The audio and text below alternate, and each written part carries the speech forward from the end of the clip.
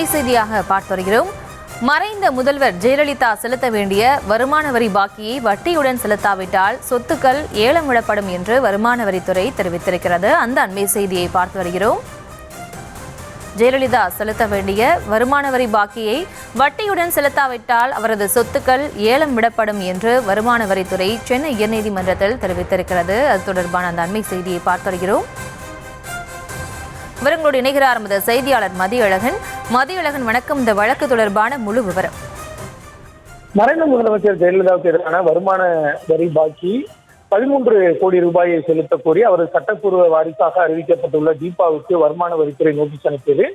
இந்த நோட்டீஸை எதிர்த்து தீபா தரப்பில் சென்னை உயர்நீதிமன்றத்தில் மனு தாக்கல் செய்யப்பட்டது. மற்றொரு வாரிசான தீபாவின் சகோதரர் தீபக்கும் இந்த வழக்கில் சேர்க்கப்பட்டார். இந்த வழக்கு கடந்த முறை விசாரணைக்கு வந்த பொழுது தீபா தரப்பில் வருமான வரி பாக்கி முதலில் 36 கோடி ரூபாய் என்றும் பின் 13 கோடி ரூபாய் செலுத்த வேண்டும் என்றும் நோட்டீஸ் அனுப்பப்பட்டுள்ளது.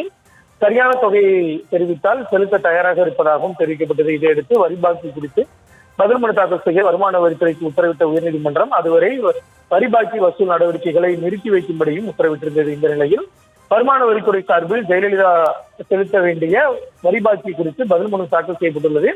அதில் 2026 ஜனவரி 31 வரையிலான காலகட்டத்துக்கு வருமான வரி பாக்கி வட்டியுடன் சேர்த்து 9 கோடியே 17,962 ரூபாயும், செல்வ வரி பாக்கி 11 கோடியே 8,08,730 ரூபாயும் செலுத்தப்பட வேண்டும் என தெரிவிக்கப்பட்டுள்ளது. ஜெயலலிதாவின் வாரிசாக அறிவிக்கப்பட்டுள்ள தீபக் 6 கோடியே 7,32,342 ரூபாயை 6 தவணைகளாக செலுத்துவதாக கூறி 1 கோடியே 12,50,000 ரூபாயை செலுத்தியுள்ளதாகவும் வருமான வரித்துறை தரப்பில் பதில் மனுவில் கூறப்பட்டுள்ளது. வரி பாக்கிக்காக ஜெயலலிதா உயிருடன் இருந்தபோது சில சொத்துக்கள் முடக்கப்பட்டன. வரி பாக்கியை செலுத்தாவிட்டால் முடக்கப்பட்ட சொத்துக்களை ஏலம் விட சட்டப்படி நடவடிக்கை எடுக்கப்படும் எனவும் பதில் மனுவில் தெரிவிக்கப்பட்டுள்ளது. இந்த நிலையில் இந்த வழக்கு மீண்டும் பிப்ரவரி 18 விசாரணைக்கு வர உள்ளது.